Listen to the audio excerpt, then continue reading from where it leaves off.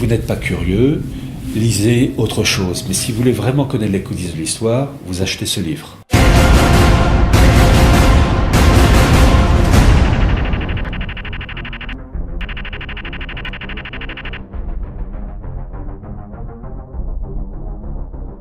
Alors, c'est un livre dans ce sens que un livre qui se présente de la manière suivante. Il y a 7 chapitres de cartes et 7 chapitres de texte. Un sujet spécifique sur la construction européenne, sur les États-Unis, sur le monde musulman et les relations entre le monde musulman et le monde juif. Il y a aussi une super note de synthèse, si je puis dire, sur le Talmud, la Kabbale, la Gnose, et sur le judaïsme avant l'arrivée du Christ et le judaïsme après l'arrivée du Christ, et surtout son évolution de cette époque jusqu'à notre époque, et de montrer que ces événements du judaïsme et ces mutations de la Kabbale, il y en a 6, il y a 6 périodes de la Kabbale, selon Gershom Scholem, correspondent à des événements bien précis avec la Renaissance, la Réforme, la Révolution française, le monde russe, le communisme, le bolchevisme, les Première et Deuxième Guerre mondiale, le sionisme évidemment, Vatican II. Et donc j'ai essayé d'expliquer qu'une tourne d'esprit des référents religieux, spirituels, avait une incidence politique.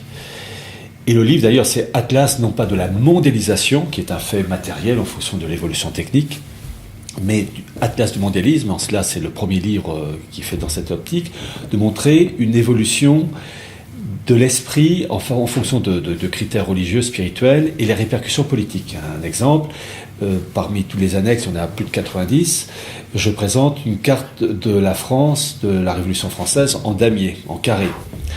Et de montrer donc qu'il y a une politique d'uniformisation. L'homme est uniformisé, peu importe l'endroit où il se trouve géographiquement, c'est l'homme moderne, mais l'homme moderne au sens négatif du terme.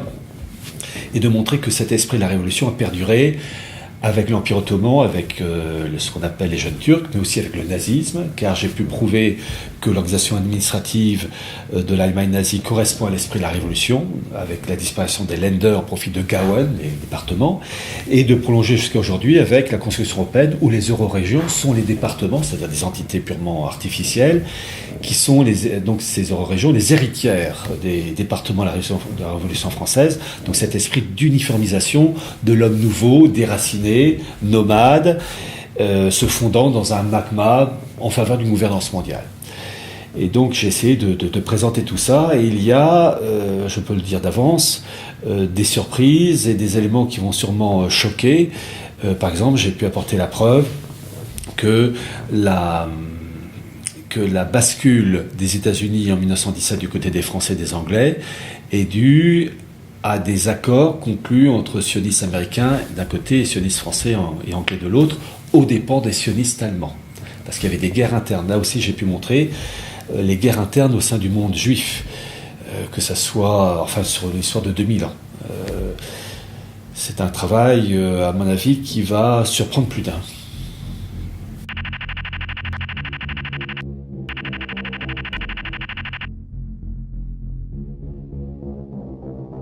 Il y a presque 600 notes de bas de page pour véritablement, parce qu'il va de soi que pour affirmer certaines choses qui sont même délicates, il faut des preuves irréfutables.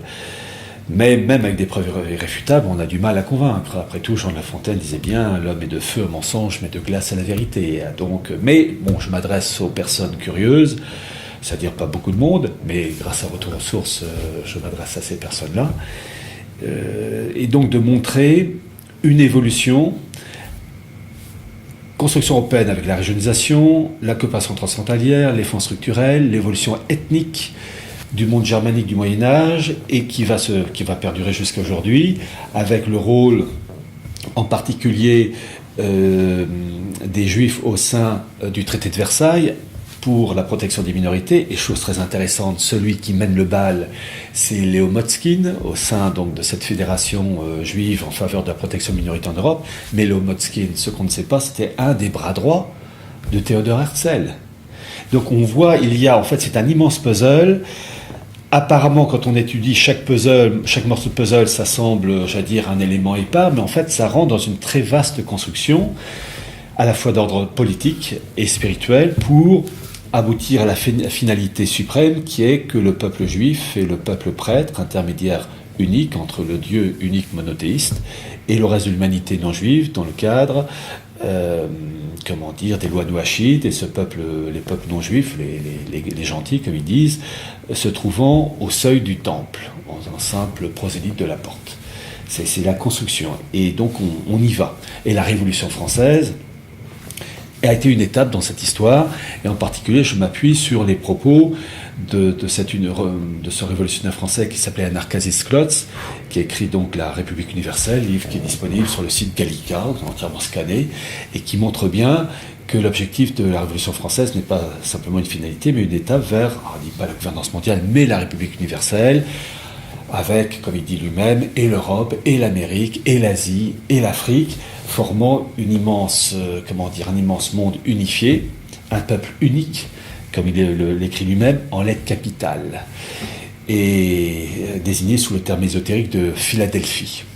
Et tout ça en lien avec les capitalistes hébreux. Alors évidemment, par souci du détail et du devoir, j'ai recopié consciencieusement tous ces passages qui vont ravir sûrement les lecteurs curieux de connaître les coulisses de l'histoire.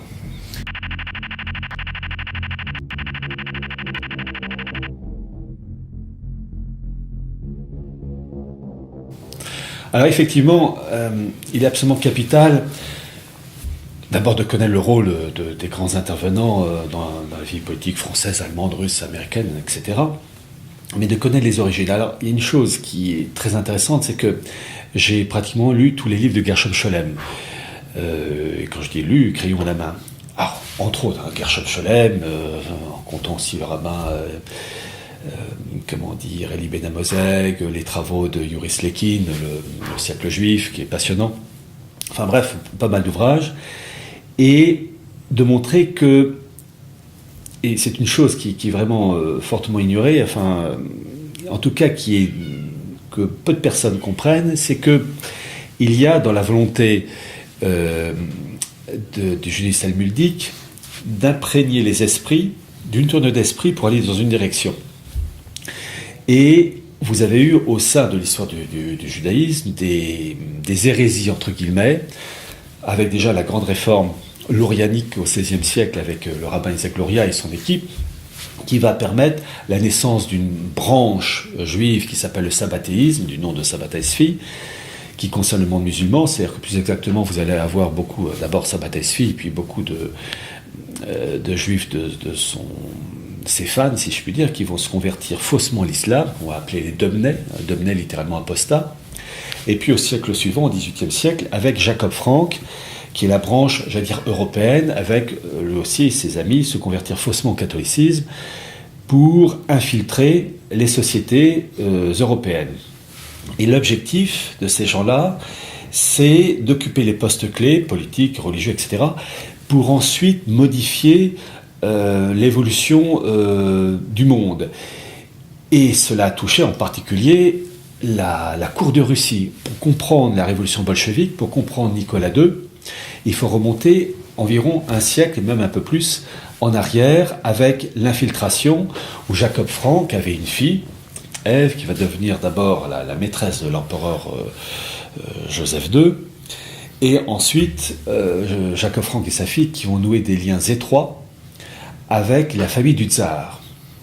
Jacob Frank meurt en 1791 et sa fille va continuer à exercer, des prérogatives spirituelles, parce que l'objectif, dans leur mentalité à eux, c'est ce qu'ils appellent la rédemption par le péché, c'est-à-dire plus on fait le mal, plus on aggrave donc la situation pour permettre l'arrivée de leur Messie.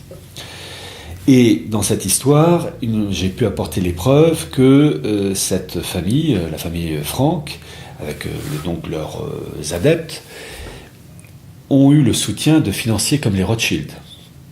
Les preuves, je les ai eues, mais aussi le soutien de la famille autrichienne, la famille impériale, mais ensuite la famille impériale russe avec le tsar Alexandre, et de son bras droit et ministre des Affaires étrangères, Nesselrode, qui vont rendre visite à la fille Ève Frank.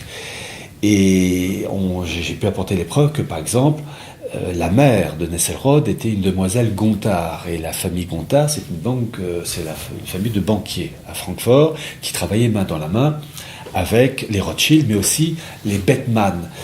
Vous aviez, par exemple, vous aviez Simon Maurice von Bethmann, qui était le représentant du tsar Alexandre Ier à Francfort, qui était donc banquier, mais qui travaillait aussi avec, Dalberg. Et Dalberg était le prince primat de la Confédération du Rhin, qui était un ancien illuminé de Bavière. C'est très intéressant de voir tous ces liens politiques et financiers et spirituels, en lien en particulier avec les Jacob Frank et son petit cousin, qui s'appelait Junius Frey, le petit cousin de Jacob Frank. Auparavant, son vrai nom c'était Moses de Broska. Il va prendre un autre nom, Franz Thomas von Schoenfeld. Et quand il arrive en France, s'appelait Junius Frey, et qui va en particulier créer une secte maçonnique kabbaliste et franquiste, qui est les frères asiatiques. Et vraiment quelque chose de très pur dans la nocivité. Et ces gens-là vont infiltrer les élites européennes. Et par exemple, parmi les adeptes de cette secte qu'on appelait les frères asiatiques, il y avait le banquier personnel du roi de Prusse, qui travaillait avec Simon Maurice von Bethmann, et qui travaillait aussi avec Nesselrode, et qui travaillait aussi avec le tsar. Il y a donc plein de ramifications, et les preuves, je vous dis, je les ai, à ma connaissance, c'est inédit. Parce que c'est un immense puzzle. Vous avez des personnes sérieuses qui, dans le passé, ont apporté des documents, des pièces d'archives sur un sujet. D'autres personnes sur un autre sujet. Et on peut, comme un puzzle, emboîter tout ça et reconstituer le paysage. Et le tsar Alexandre Ier était plongé dans un idéal de mysticisme voulant la synthèse entre le christianisme et le judaïsme. Chose que voulait faire Jacob Frank et sa fille Ève.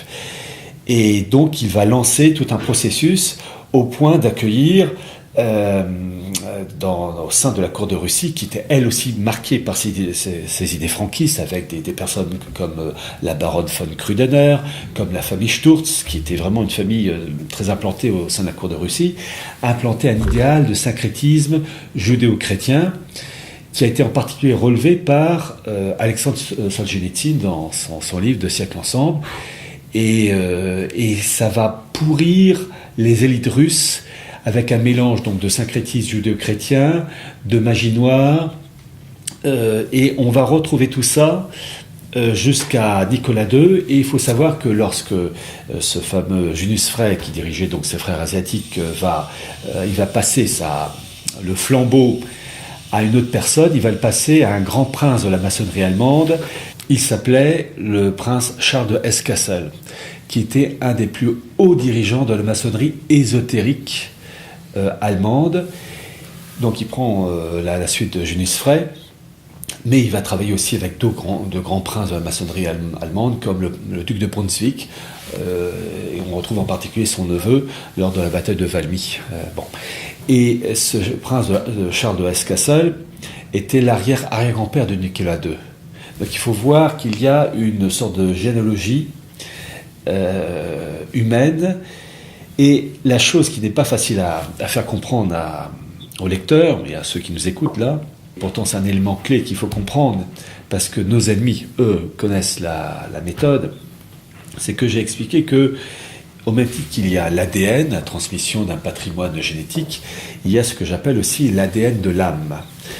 Et dans ces milieux où se mêle la magie noire, l'ésotérisme, la kabbale, etc., et donc c'était le cas de Junius Frey et de son successeur, Charles de Hesse-Kassel, qui était donc l'arrière-grand-père du tsar Nicolas II, le fait qu'on plonge dans l'ésotérisme, dans la magie noire, ça marque les esprits.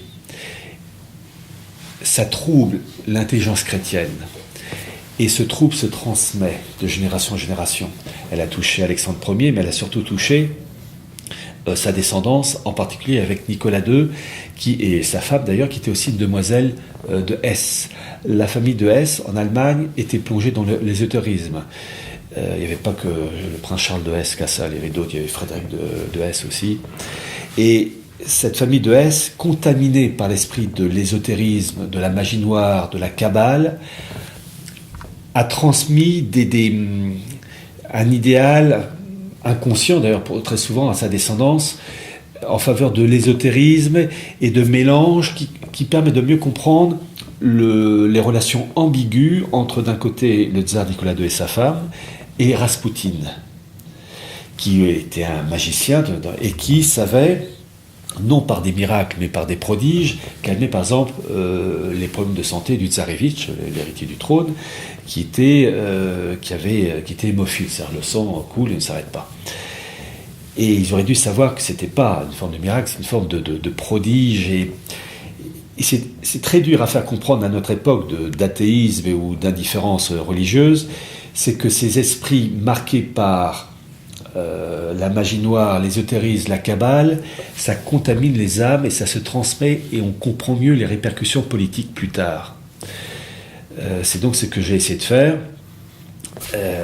avec des preuves, avec des éléments qui montrent bien que ces gens-là favorisent en plus des mariages avec des personnes marquées par cet ésotérisme pour contaminer, d'une certaine manière, empoisonner l'avenir en sachant que ces personnes-là, sous un vernis chrétien, auront une politique déviée, qui auront une politique qui aura l'avantage de favoriser les révolutions. Et c'était le cas, par exemple, de la révolution bolchevique, qui a été un travail de très longue haleine, étalé sur des générations, en gros, de la fin du XVIIIe siècle, avec ensuite Alexandre Ier, et toute l'évolution au cours du XIXe siècle jusqu'à la Révolution. Je survole, mais j'ai vraiment expliqué ça pas à pas, et montré l'influence du syncrétisme judéo-chrétien avec la Kabbale, en lisant entre autres les bouquins de Gershom Scholem, et en particulier son dernier livre, un an avant sa mort, sur Junius Frey, où par exemple le principe de Charles S. Cassel cherche à promouvoir le principe du Gilgoul, c'est-à-dire la métempsychose, qui est un élément clé de la Kabbale. Eh bien, on retrouve des éléments pernicieux dans l'esprit des élites russes de l'époque, et on comprend mieux ensuite les conséquences avec la révolution bolchevique. Voilà, ça a été un travail de très longue haleine, mais qui tient la route.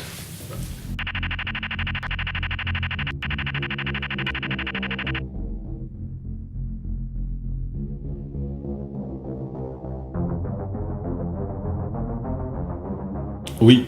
Alors, je me suis appuyé, entre autres, sur les travaux d'un Français qui est méconnu et qui devrait pourtant être porté au pinacle, qui s'appelait André Sheradam, qui est mort en 1947-48, et qui, au début du XXe siècle, a sorti plusieurs livres, dont deux, donc j'ai les originaux.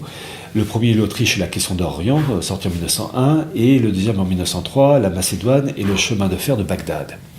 Et il a publié des cartes du chemin de fer de Bagdad, et il explique parfaitement la politique allemande du Deuxième Reich, Guillaume II, de construire une voie ferrée qui partait de Hambourg, traversait l'Allemagne, l'Empire d'Autriche des Habsbourg, la Serbie, qui était le talon d'Achille, mais qui, pour des raisons géographiques, cette voie ferrée devait passer par là, puis ensuite l'Allemagne, l'Empire ottoman, jusqu'en Mésopotamie, et ça se terminait au Koweït. Et l'objectif, pour Berlin, c'était de créer un bloc politique, économique et militaire, Allemagne, Autriche-Hongrie, Empire ottoman, sur direction germanique, donc une superpuissance terrestre, et avec cette voie ferrée, de créer une sorte d'oléoduc sur rail qui aurait permis le contrôle de la production et de l'acheminement du pétrole en Mésopotamie, Kirkouk et Mossoul. Et ce qui se passait avant la guerre de 14, c'est exactement les mêmes problématiques aujourd'hui.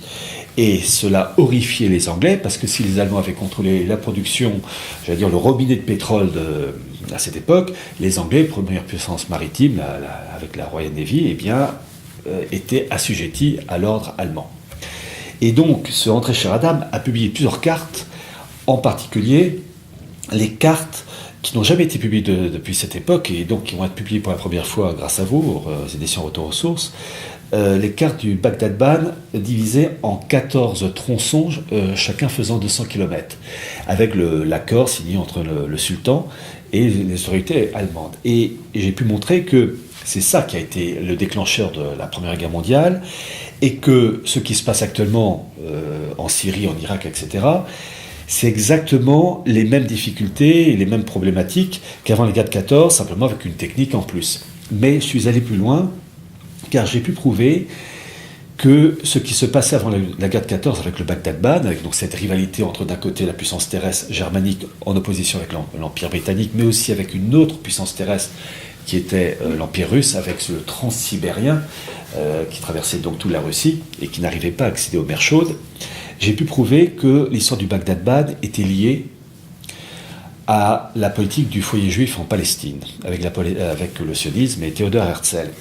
Et que Theodor Herzl, qui est un juif donc autrichien, a littéralement jonglé entre les Allemands, avec Guillaume II, et les Anglais, avec les Rothschild, pour avoir deux fers au feu. Alors, il a certes rencontré des difficultés, lui et ses acolytes, mais il a littéralement jonglé, et j'ai lu en particulier ses carnets personnels, qui sont une mine de renseignements. On voit tous les combats internes.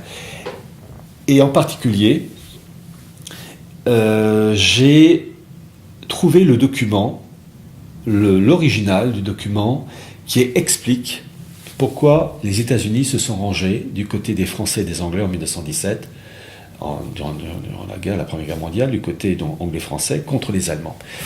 Alors, officiellement, à l'origine, il y avait déjà eu en 1915 le paquebot anglais, le Lusitania, qui avait été coulé par les Allemands. Il y avait 200 Américains qui avaient été tués. Donc, tout ça avait été des éléments qui avaient préparé la bascule du côté donc des États-Unis, du côté des Anglais et des Français. Alors, tout ça au nom de la liberté des peuples, pour la démocratie, contre les méchants pour désigner les boches, entre guillemets. Mais j'ai trouvé le document, la preuve, irréfutable, le passage fait une page et demie, que en fait, ce sont les propos du Premier ministre anglais Lloyd George, Premier ministre anglais de 1916 à 1922, qui est interrogé par une commission, la commission royale britannique, la commission Peel, en juillet 1937, sous serment, explique pourquoi les Français et les Anglais ont eu le soutien des Américains, où il dit que les sionistes disent aux Français et aux Anglais: si vous nous promettez de favoriser la création d'un foyer juif en Palestine, vous avez la certitude que les États-Unis se rangeront de votre côté. Et il termine avec cette phrase très courte: et ils ont tenu parole. Et chose passionnante dans ce rapport officiel de plus de 400 pages, le rapport continue en disant, la chose que je viens de vous dire, je la savais, j'avais eu des indices, mais je n'avais pas la preuve, jusqu'au jour où je suis tombé sur ce rapport officiel. Mais la suite que j'ignorais, et qui m'a fait bondir, et que j'ai présenté donc dans ce livre, c'est que les sionistes français et les sionistes anglais vont avoir l'appui des sionistes américains, moyennant donc la création d'un foyer de juifs en Palestine, mais que ces trois milieux sionistes, français, anglais, américains, étaient en guerre contre les sionistes allemands, qui eux soutenaient la création d'un foyer juif en Palestine, mais sous la direction de Berlin et de Guillaume II, en liaison avec l'Empire ottoman. Et donc ça a été une guerre à mort, une course de vitesse, comme l'explique ce rapport officiel, pour essayer de favoriser la création de ce foyer juif en Palestine. Et le rapport dit que dans cette histoire, les Anglais, les Français et les Américains vont gagner lorsque le général Allenby occupe Jérusalem. Et là, les Allemands et les Turcs, qui étaient sur le point d'accorder un foyer juif en Palestine, mais sous l'égide du sionisme allemand, eh bien, perdent la partie, puisque Allenby arrive à conquérir Jérusalem. Et donc là, c'est terminé. Ils en perdent. Donc c'est très intéressant de lire ce rapport, de cette rivalité entre juifs. Et en particulier, c'est ça qui m'a marqué, en lisant donc quasiment tous les livres de Gershom Scholem, entre autres, il n'y a pas que ces livres-là, mais en particulier. Et Gershom Scholem, je rappelle, c'est un juif allemand qui était un immense spécialiste, en 1982, un immense spécialiste du Talmud, de la Kabbale, qui montre bien, en 2000 ans d'histoire, les guerres entre juifs. Et je vais vous citer un exemple, je vais prendre les deux chaînes. Les deux bouts de la chaîne, alors la chaîne d'aujourd'hui, le sionisme, Theodor Herzl, et jusqu'à la création de l'État d'Israël, et puis dans la situation actuelle. Et l'autre bout de la chaîne, aux alentours des années 130. Tout juste avant, vous avez eu, en 70, la destruction du temple avec les troupes romaines de Titus. Et vous avez eu, donc à ce moment-là, une refonte du judaïsme avec le Talmud, la Mishnah, la Gemara et tout ça, les travaux de refonte du judaïsme qui ne correspond pas du tout au judaïsme d'avant le Christ, hein, c'est complètement différent. Ce nouveau judaïsme qui se met en place, et d'ailleurs dans mon livre j'appelle ça la nouvelle synagogue, pour faire la distinction avec la synagogue d'avant le Christ, vous avez à partir de 132 une révolte juive sous direction de Shimon Bar Kokhba, qui se présente comme le nouveau Messie, qui veut reconstruire le temple, redonner l'indépendance au peuple juif et foutre à la porte tous les Romains. Et il a le soutien en particulier du rabbin Akiba, qui est le premier à refondre et à créer le nouveau judaïsme. Il y en aura d'autres, il y aura entre autres le rabbin Anassi, mais le rabbin Akiba, donc des années 120, 125, 130, c'est lui qui commence à reformater le judaïsme. Et il apporte son soutien à Shimon Bar Kokhba, qui donc se présente comme le Messie, reconstruction du temple, foutre à la porte les Romains, et d'ailleurs il détruit toute une légion romaine, ce qui va obliger l'empereur romain de l'époque, l'empereur Hadrien, d'envoyer entre un tiers et la moitié de l'armée romaine pour mater et détruire cette révolte, qui est d'une violence extrême, puisque Bar Kokhba va se réfugier, lui et ses hommes, dans la forteresse du Bétar, qui a continué à perdurer sous d'autres formes au XXe siècle. Et donc Bar Kokhba va être tué, lui et ses hommes. Et je rappelle que l'État d'Israël, donc depuis 1948, a édité des timbres à l'effigie de Bar Kokhba. Donc Bar Kokhba, c'est le premier juif à se présenter comme le Messie, à vouloir reconstruire le temple et à vouloir assurer un État indépendant juif. C'est, entre guillemets, le premier sioniste de l'époque. Et à partir de cet échec, vous allez avoir au sein du courant juif deux courants qui s'opposent, entre un courant qui dit que le Messie ne peut arriver que par lui-même, nous les hommes, nous les juifs, on n'a rien à faire, et un deuxième courant, c'était le courant de Bar Kokhba, qui dit que nous, les hommes, on peut forcer le trait et forcer la dot pour obliger ce Messie à venir. Et donc, au cours des 2000 ans d'histoire, vous avez des batailles internes entre clans juifs, entre ceux qui soutiennent le processus qui consiste à dire les juifs, nous, on n'a rien à faire, le Messie arrive tout seul, et l'autre courant qui dit on met la pression. Et vous avez donc, au cours de ces 2000 ans d'histoire, des hauts, des bas, où un clan prend le dessus sur l'autre, et inversement. Et le sionisme n'est que la énième tentative, le énième chapitre, le énième épisode de ce qu'a fait Bar Kokhba en se présentant sous une façade de laïc. Et c'est si vrai, cette fameuse rivalité entre juifs. Lorsqu'on parle du premier congrès sioniste Theodor Herzl en Suisse à Bâle, il faut savoir que ce congrès n'aurait pas dû se produire à Bâle, mais initialement il était prévu en Allemagne, à Munich. Le premier congrès sioniste aurait dû avoir lieu à Munich. Et la chose ne s'est pas faite. Pourquoi ? Parce que les rabbins de Munich, horrifiés par les prétentions de Theodor Herzl de vouloir créer un État d'Israël, ont fait bloc pour empêcher que la chose se fasse, parce qu'ils disaient, ces rabbins de Munich, pour créer l'État d'Israël, il faut que ça soit le Messie. Et non pas nous les hommes qui forçons... Bon. Et donc on a encore... entre Bar Kokhba et Theodor Herzl, toujours ces rivalités internes entre clans juifs, ceux qui veulent créer l'État juif par eux-mêmes, d'autres qui veulent que ça soit le Messie. Donc c'est une permanence, siècle après siècle, avec des rivalités internes, et ensuite, évidemment, au cours des siècles, il faut bien comprendre que ces juifs ont essayé de gravir certaines couches de la société pour orienter des pays vers cette politique. C'était le cas des Demnais pour l'Empire ottoman, le cas l'arrivée des Juifs avec Menasseh ben Israël au temps de Cromwell au XVIIe siècle, c'est-à-dire d'utiliser des outils de pays goy en faveur d'une politique supérieure pour permettre la création de l'État d'Israël. Et là, finalement, la création de l'État d'Israël va se faire d'abord par étapes avec la création en 1917, enfin le lancement de la déclaration Balfour, chose qui en fait s'appelle déclaration Milner, puisque c'est Carol Quigley, l'universitaire, qui a approuvé. Mais Lord Balfour lui-même, n'étant qu'un prête-nom, mais qui était malgré tout à pied la cause, je rappelle aussi que Lord Balfour était un eugéniste patenté, puisque le premier congrès eugéniste à Londres en 1912 était présidé par Lord Balfour. Donc on voit, il y a toujours cette corrélation, amélioration des capacités de l'homme, eugénisme et matérialisme outrancier, le lien avec, tout ça en lien avec le Talmud, la Kabbale et une élite.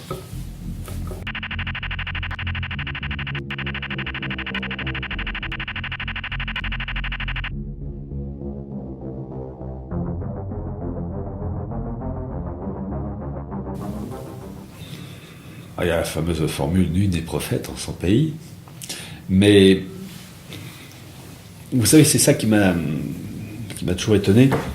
La nature humaine, on apporte des faits référencés.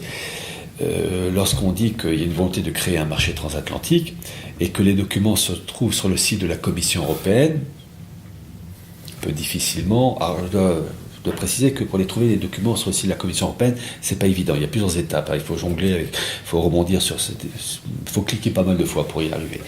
Mais ça m'a toujours sidéré, ce blocage. En particulier, j'avais cité l'ouvrage extraordinaire de la Fondation Bertelsmann, sorti en 2004, qui était le résultat des travaux allemand, américain, anglais, un peu français, mais surtout allemand, américain, anglais. D'ailleurs, élément révélateur, la couverture de ce livre en faveur du marché transatlantique, c'était 3 drapeaux. Drapeau européen, drapeau allemand et drapeau américain. L'air de dire, bon, on connaît, il n'y avait pas de finlandais, drapeau maltais, non, bon. Mais c'est ça qui est terrible.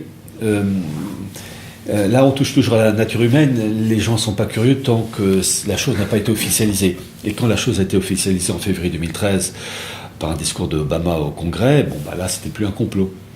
Et il a fallu attendre mai ou juin 2013 pour que le Front National condamne ce marché transatlantique que j'avais annoncé des années avant.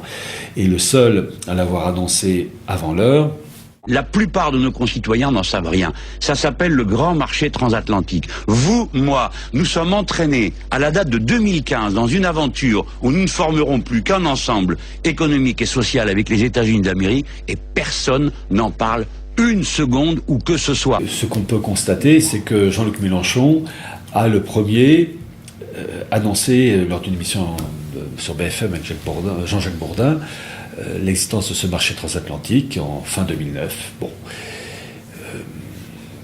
Il est vrai aussi, j'avais envoyé mon livre quelques mois auparavant dans son casier au Sénat. C'est une petite discussion que j'avais eue avec lui. Peut-être que ça allait aider, mais je dois reconnaître qu'il a eu, lui, l'honnêteté de reconnaître un fait officiel et de le balancer. Vous savez, j'en profite pour dire, le bouquin que j'ai fait pour Atlas du mondialisme, c'est ce que je vous disais tout à l'heure, c'est une volonté de faire une photo d'un monde comme si j'avais eu la possibilité de faire les photos de Pompéi quelques semaines, quelques mois avant l'éruption du Vésuve. C'est qu'en fait, j'ai voulu faire la photo la plus fine, la plus détaillée possible, que ce soit en carte et en texte, de l'évolution du mondialisme sur 2000 ans, avec des moments de ralentissement, d'accélération, et à chaque fois de prouver. Alors je le dis d'avance, par exemple, je ne vais pas rentrer dans les détails, les personnes curieuses achèteront le livre, j'ai pu prouver que le nazisme est une conséquence directe du franquisme lancé par Jacob Frank, et que finalement, Hitler n'est qu'un golem franquiste. Je rappelle que le golem est, une création à partir de terre et d'argile, d'une forme humaine. Ça a été lancé par le rabbin Leuve au XVIe siècle. Vous avez la statue du golem de Prague. Et le golem doit normalement être sous la direction de son créateur. Et quelquefois, ce golem échappe à son créateur. Et ce golem, d'ailleurs, il a même servi de modèle à d'autres éléments, puisqu'il infiltre tous les domaines. Qui sait que, par exemple, Star Wars, le fameux Dark Vador, en fait, c'est le golem de Prague. Pour les personnes qui auraient des doutes, qui tapent sur Google statue Golem de Prague, Dark Vador Image, ils verront que c'est quasiment au centimètre près, les mêmes tenues noires, même casque à pointe, non pas à pointe, mais le casque allemand. Donc c'est vraiment, on sent qu'il y a une influence. Et le nazisme est un golem, puisque le Jacob Frank, sa haine des juifs orthodoxes, rabbiniques, respectueux du Talmud, sa volonté d'exterminer les juifs respectueux du Talmud, on retrouve cette même idée de rage noire et satanique dans le nazisme. Cet élément révélateur où Jacob Frank avait le culte du chef, chose qu'on retrouve dans le nazisme avec der Führerprinzip, c'est la même chose. Et d'une certaine manière, la création de l'État d'Israël en 1948 est une récompense maudite de l'extermination de juifs rabbiniques comme une offrande au sens biblique du terme, un holocauste, et en échange, cette rédemption par le péché permet de passer une étape supérieure. Je rappelle que Ben Gourion, qui a joué un grand rôle dans la création de l'État d'Israël, lors d'une réunion à New York en 1942, disait, et c'est dans le livre, et le passage est référencé, que la création de l'État d'Israël, que la création de l'État d'Israël est une chose indispensable, et que le nouvel ordre mondial ne peut progresser que par la création de l'État d'Israël. Voilà, donc on voit, tout ça c'est lié, politique, histoire, religion, spiritualité, influence du Talmud, de la Kabbale, de la Gnose, avec Sabbat Esfi, Jacob Frank et en arrière-fond la réforme lorianique du XVIe siècle. Donc je préviens d'avance, si vous n'êtes pas curieux, lisez autre chose. Mais si vous voulez vraiment connaître les coulisses de l'histoire, vous achetez ce livre. Mon objectif, c'est de faire un livre qui puisse rendre service aux générations futures.